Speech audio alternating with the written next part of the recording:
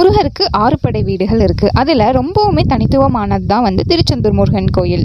அங்கே இருக்கிற முருகன் சிலை வந்து இப்படித்தான் இருக்கும். அதுக்கு காரணம் என்னன்னு தெரியுமா?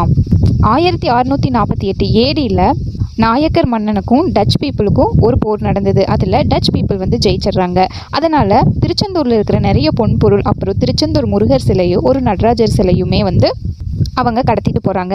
அந்த முருகன் சிலை தங்கம்னு அதை உருக்கலான்னு ட்ரை பண்ணும்போது முடியல. அதனால் அவங்க கப்பலை எடுத்துகிட்டு போயிட்டுருக்க வழியிலேயே வந்து பெரிய புயல், காற்று, சூறாவளி மழையோட பயங்கரமாக கிளைமேட் சேஞ்ச் ஆயிடுச்சு. இதுக்கெல்லாம் காரணம் இந்த முருகர் சிலை தானோ, அதை வந்து அங்கேயே கடலில் போட்டு போயிடுறாங்க. இது நடந்து சில வருஷங்கள் கழித்து வடமலையப்பன் பிள்ளை அப்படின்னு ஒரு பெரிய முருகன் பக்தர் இருந்தார்.